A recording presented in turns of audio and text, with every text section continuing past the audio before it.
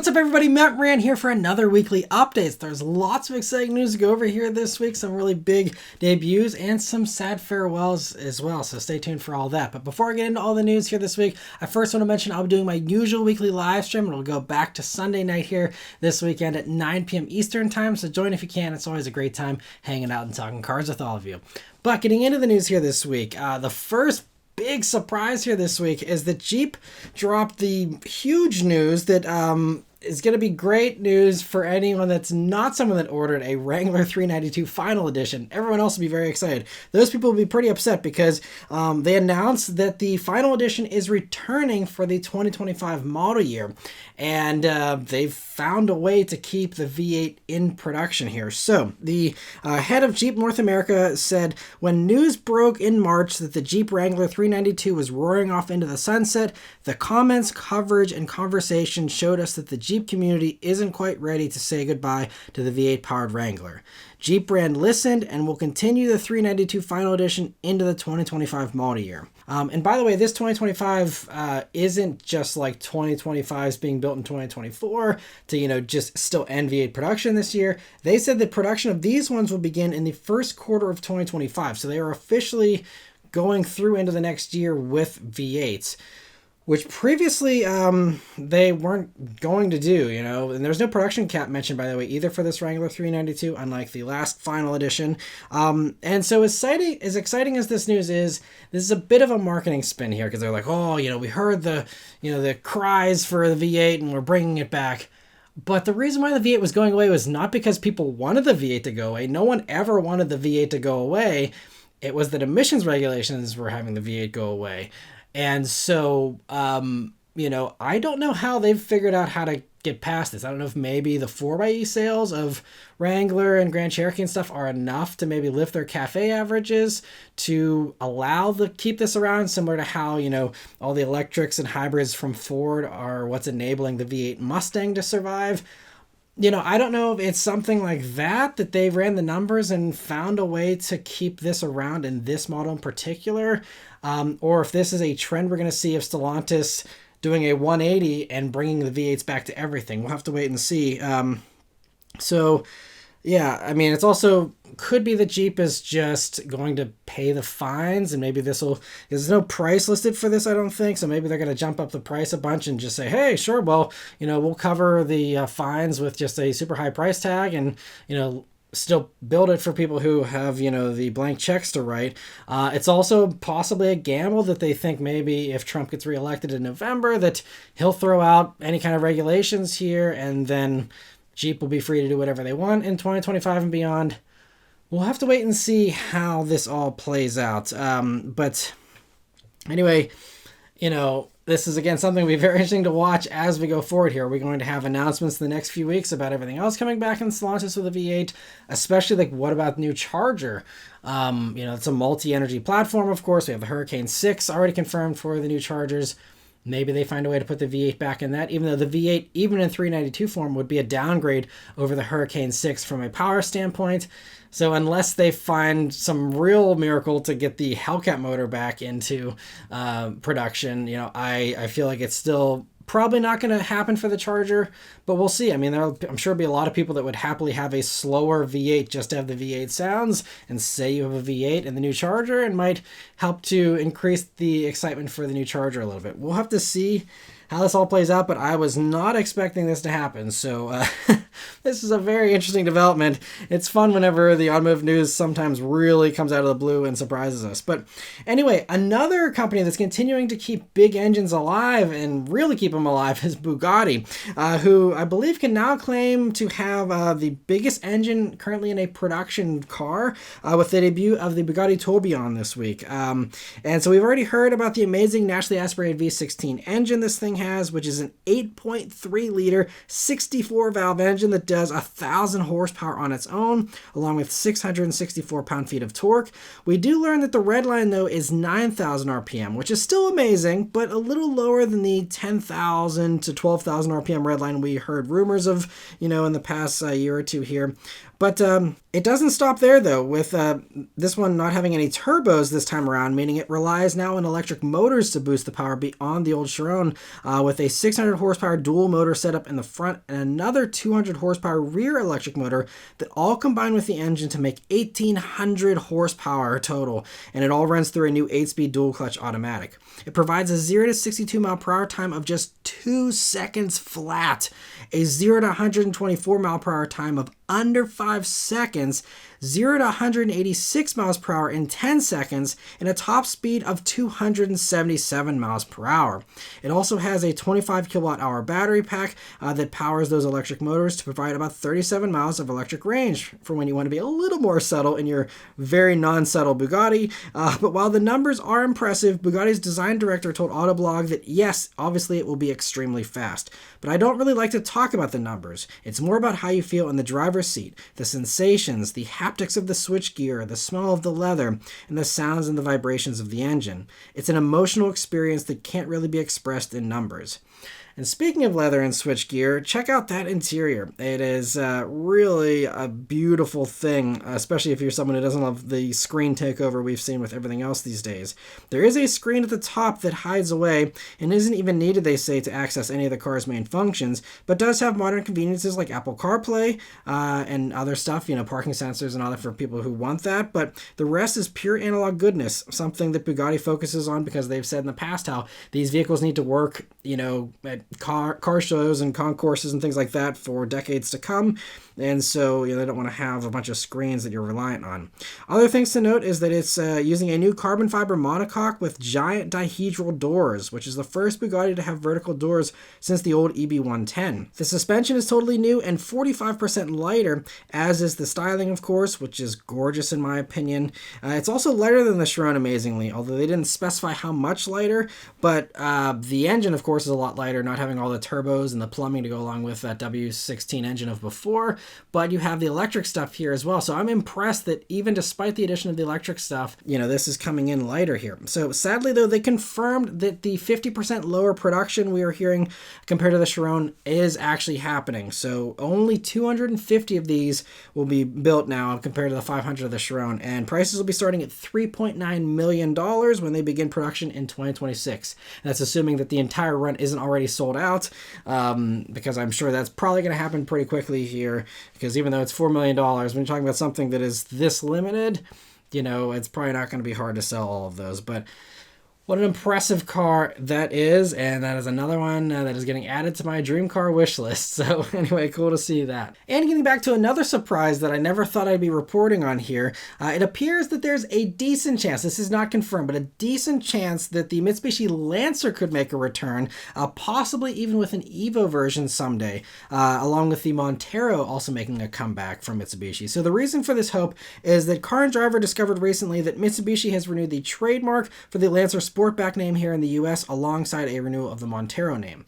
And car companies renew trademarks all the time, so that in and of itself isn't any kind of giant, hope. They also renewed the Lancer Evolution name last year, which also, again, just makes sense to renew to protect it from others that would want to steal it or, use it in other ways. But Australian website What Car kind of has a little more info here that gives us a little bit of hope. Now, they didn't cite any sources for this, but they're suggesting that Mitsubishi will get a version of the next generation Nissan Leaf, and that's coming in 2026 for Nissan, and that after it comes from them, that they'll also be sending it over to Mitsubishi, and that's where it will get the Lancer Sportback name. So getting the trademark and then hearing this report that, again, who knows if it's actually legit or not, but, hearing that is making a little more smoke that's suggesting maybe there's some fire somewhere, that this is actually a real thing that's happening eventually. And the unfortunate part, though, is that it sounds like the next generation Leaf will morph into a small crossover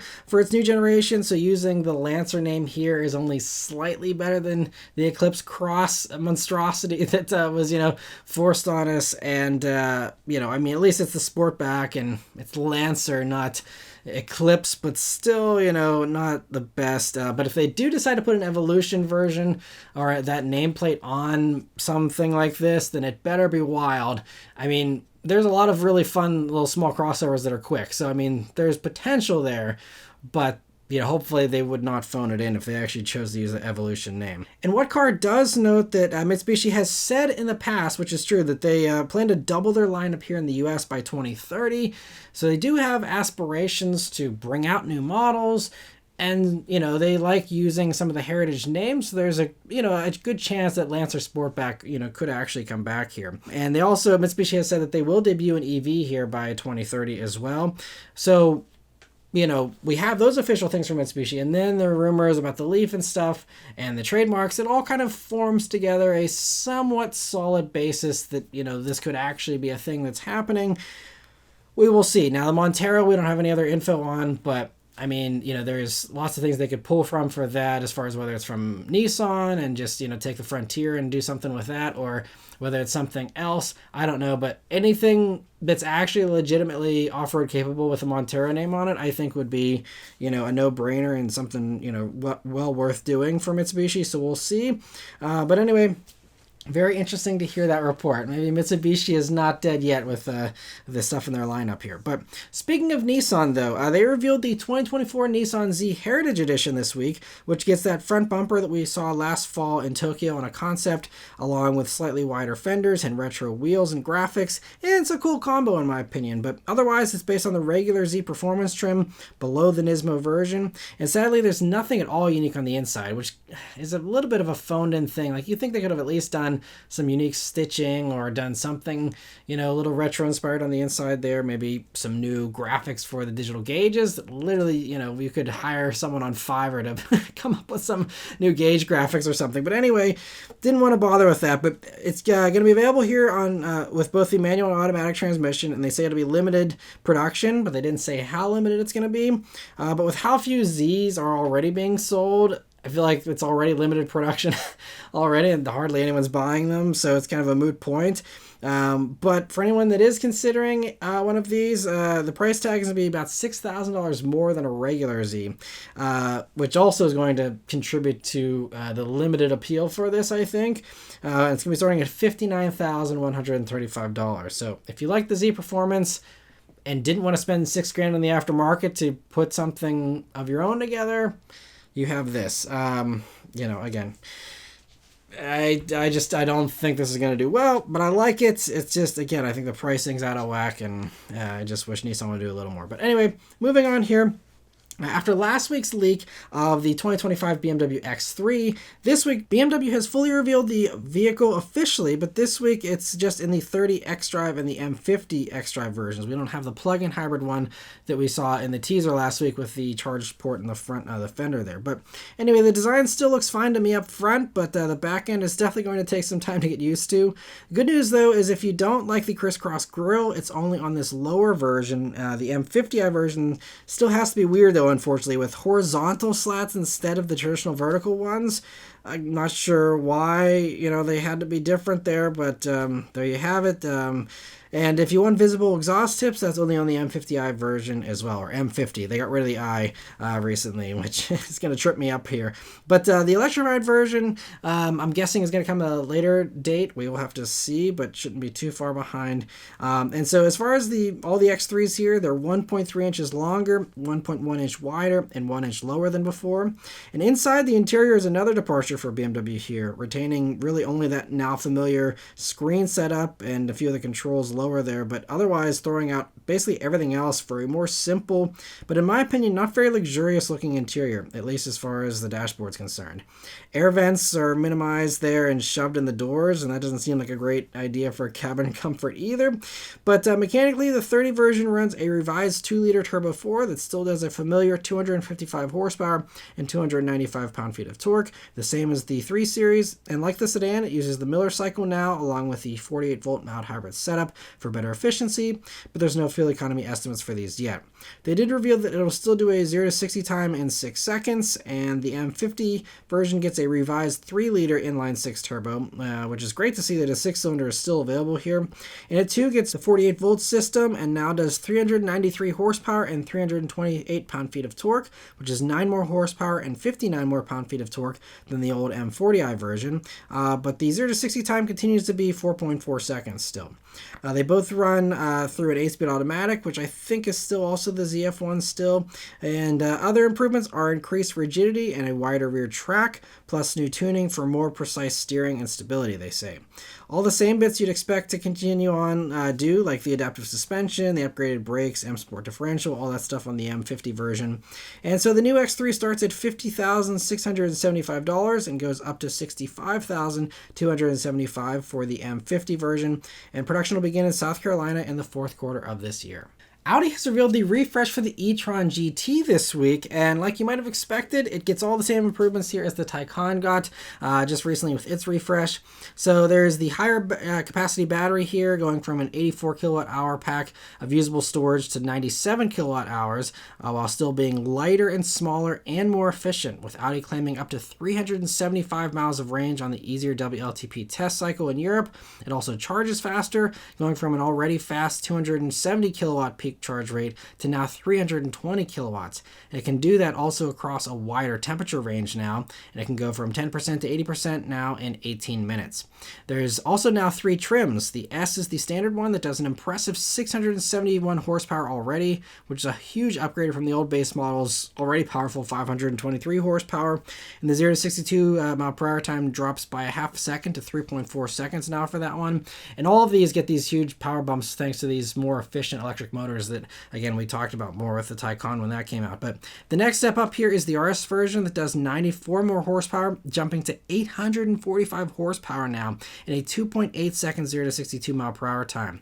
And the new top trim is the RS E-Tron GT Performance, which follows other RS models with that performance trim being the top one now, and that does 912 horsepower, the most ever for an Audi, and drops the 0 to 62 mile per hour time to just 2.5 seconds. That one also gets an option for chopped carbon for the grille, side skirts, rear diffuser, and interior trim. And all E-Tron GTs also now get new seats, steering wheels with flat tops and bottoms, and there's new wheels on the outside as well, along with new color options. The suspension gets new dual valve dampers, and the active anti-roll suspension from Porsche is also available here as an upgrade. Steering is supposed to be even more direct when you get the rear wheel steer option now too, and there's no pricing for these yet in the US or a release date. This review is just for Europe for now, but we should get info on our version here soon. A couple other things that are exclusive to Europe and other parts of the world that were also revealed this week.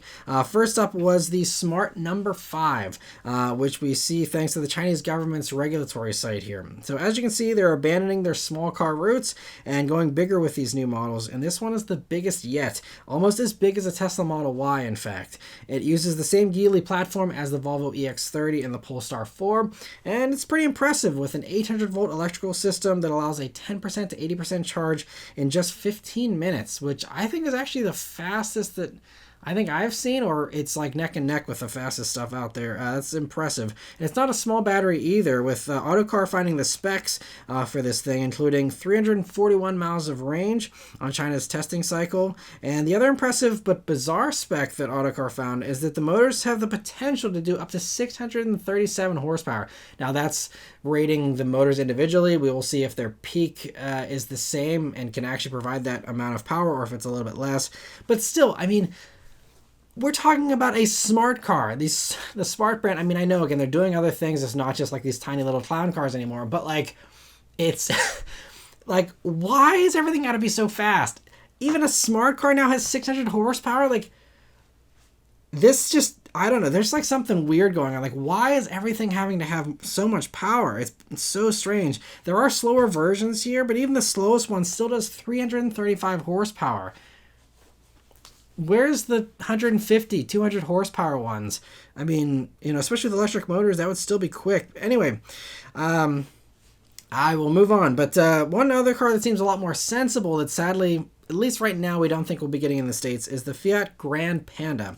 And so it's the first extension of the Panda lineup here, and it combines the retro and rugged designs you can see to provide a fun-looking little hatch that Fiat 100% should bring to the US for those poor Fiat dealers that right now have basically the 500e and I think last year's 500X. I don't know how Fiat has let things get to this point. I mean, why not just send over most of the Fiat lineup to the States here, at least the stuff that is on the larger side?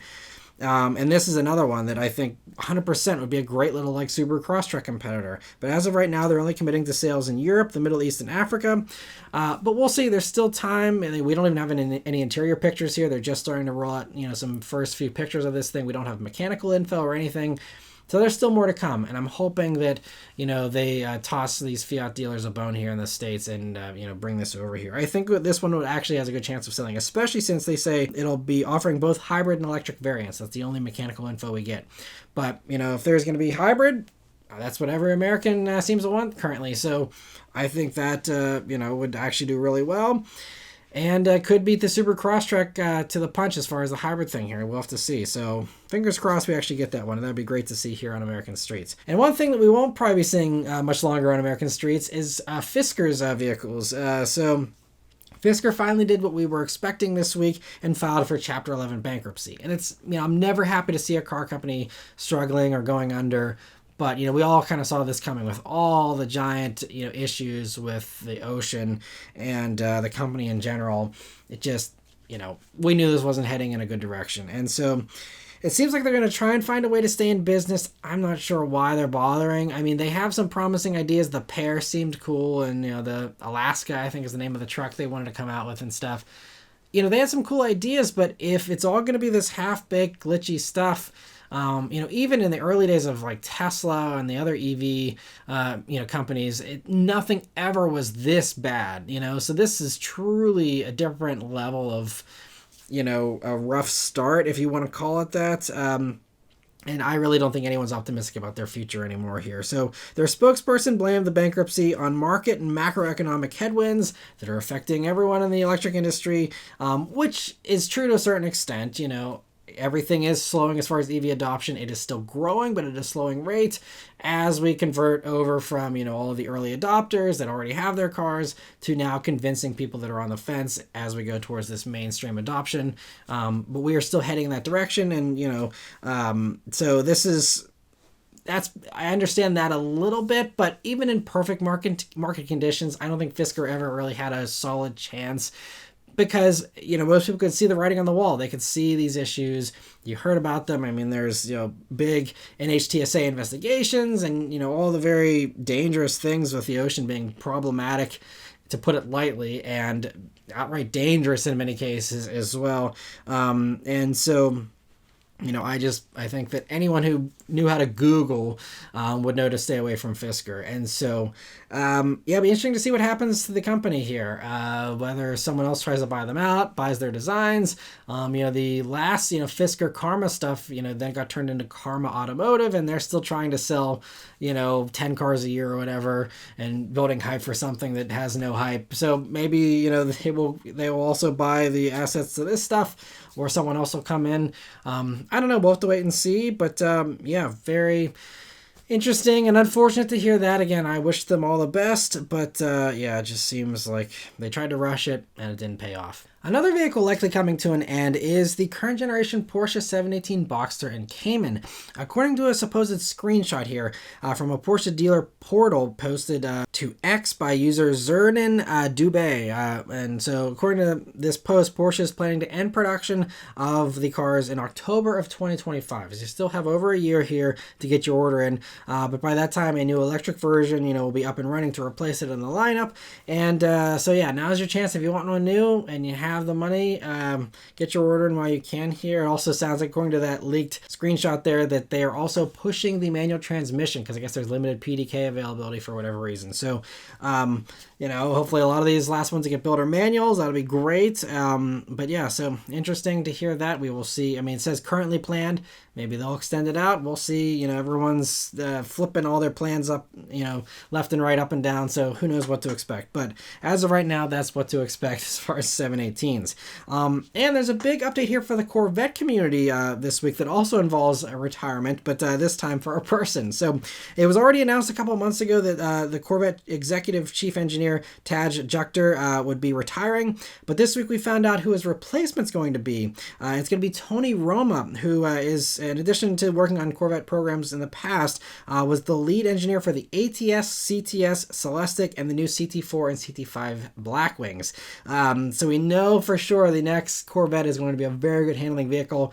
The guy is, one of the reasons why those Alpha platforms are amazing, and why those vehicles are the best handling things the Cadillac has ever made. So, yeah, we will see, how he guides the Corvette brand in the future here. And I also have to say that myself and many others had the privilege of having dinner with him on the Blackwing launch event, a couple years ago. And he's a super nice guy as well.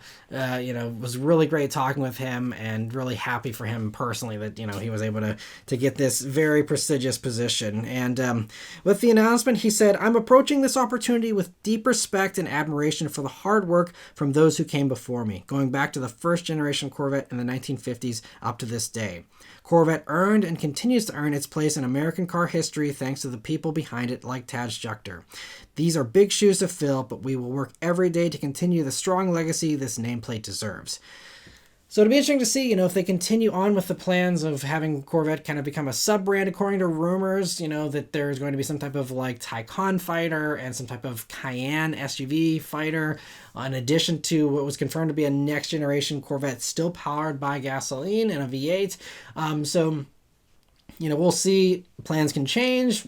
We'll see, what his influence does to change that, and what, the other regulatory and other, political things over the next few years here, how that, affects the future of Corvette. But, yeah, very interesting to hear that, and I wish him all the luck here. For the last little bit of news here, we have a few discontinuations that are sad to report on. So the first is the official announcement that the Nissan GT-R will be ending production in October for the U.S. market. And I think they're going to still build a little more for other markets, but it's leaving the U.S. here in October. And it'll be sent out with two special editions that I covered back in March, the T-Spec Takumi and the Skyline editions. And Nissan says that fewer than 200 units of these will be available, and the price before the inevitable crazy markups are $132,985 for the Skyline edition and $152,985 for the Takumi edition. And Nissan does leave us with a little bit of hope of a next generation, though, saying sunsets always come before a new dawn approaches, and that while the R35 GT-R leaves an unforgettable legacy, Nissan is now hyper-focused on the future and the next era of exciting innovation and performance. So this is referencing the Hyperforce concept that we saw back in the fall as well, but rumors have suggested that an actual production version of this would likely not come until around 2030, because they're hoping to wait for solid-state batteries, which might not even come by then. So we will see. I'm still holding out a tiny bit of hope that maybe they pull off a Z and take the current GT-R and just reskin it, call it new, and I think a lot of people would still be totally happy with that as well. But anyway, yeah, if that doesn't happen, then we're going to be waiting probably a half decade or more here for a next generation GT-R, and we back to the US not having a new GT-R in production here. And it's been so nice, having them around since, what was it, 2009? And I mean, I remember when I was like, holy crap, the GT-R is finally going to be available in the United States. It was this, forbidden fruit forever. And obviously now we have the ones coming in with the import laws and all that. But it was just mind-blowing when that car first came out. And so this one I definitely have to give a toast to, because I still adore the R35 GT-R. I was very fortunate to drive several versions of it. And it's a car I would love to own someday. I think it'd still be such a cool daily driver if you live in a place where you need all-wheel drive. You need the practicality of a back seat. And speaking of discontinuations and endings here, I'm also ending my bottle of Canadian Club here with this week's update. So anyway, but cheers to the GT-R. What an awesome run it has been. A nice long run. I'm so glad that it stuck around as long as it did. And I think it aged gracefully and continues to be desirable to this day. A vehicle that came out in 2009, 2008. I mean, that is a testament to just the impressiveness of that car and the team that put it together. So cheers to the GT-R and the awesome team that made it happen. Another discontinuation that I'm personally very sad to report on here this week is that the final Jaguar F-Type was built on May 22nd of this year, but we just learned about it this past week for some reason. So the final XE and XF Sport brakes were also built that day as well. So, they said they were turning out a bunch of production that will carry them through until this new generation of Jaguar supposedly comes in sometime later next year.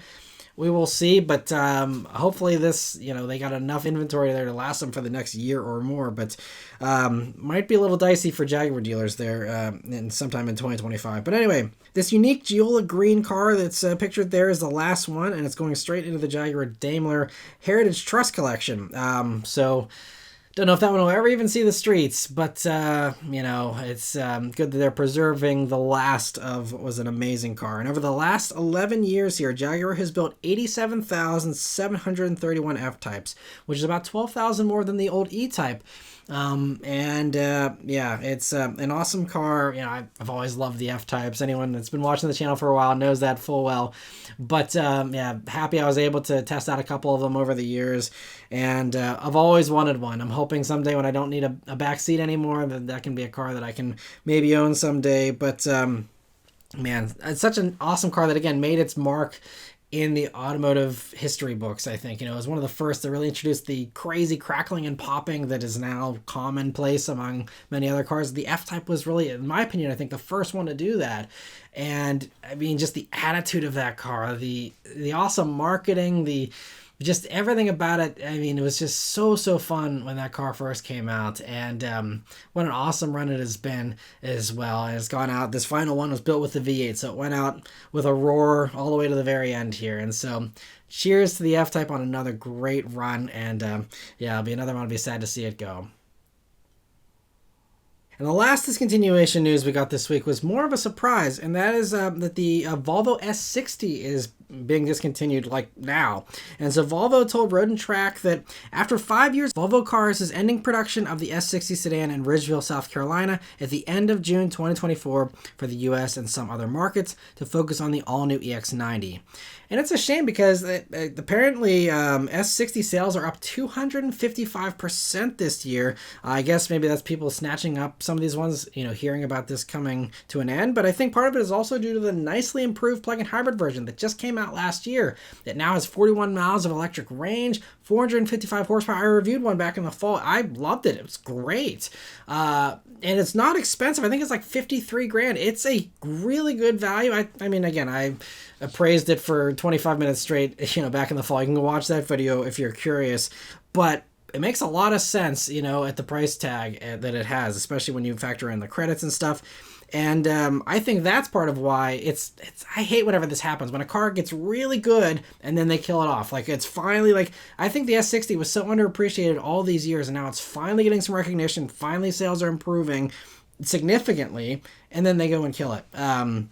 It's also strange because, they still are going to be building the S60 in China for other markets, but the S90 we still get in the States here, and I believe those ones are built in China as well.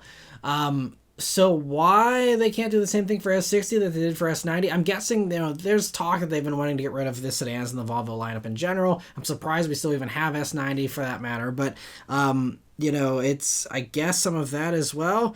We'll just have to see. But I mean, the main thing here is, they are ending S60 because they desperately need to bring Polestar 3 production here to the States now, especially with the tariffs being 100% on Chinese imported vehicles. And that's currently where the Polestar 3 is being built. The plan was always for Polestar 3 to come to the States here. And I guess, clearing out the S60 makes room for that. And that's far more important to them.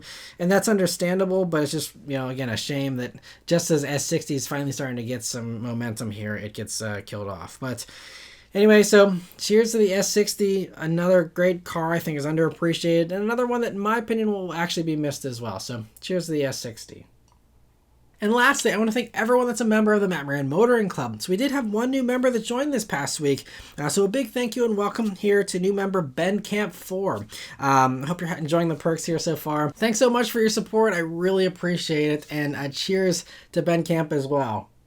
I hope you're enjoying the perks so far, and I hope I'll be able to chat with you in the live stream here on Sunday if you're able to join. Where, again, those members always get that priority answering. And for anyone else that'd like to join and get that priority answering, there's always join buttons here on the video page, on the channel page, and the link in the description. And don't forget to also join the Discord if you're a member as well, where we always have a little bit of an extra conversation there on the side, and always a good time in there as well. But anyway, thank you all very much for watching. Let me know your thoughts on all this stuff in the comments below. Please leave a like and subscribe to keep these videos coming. I'll see you guys in the next one. Take care.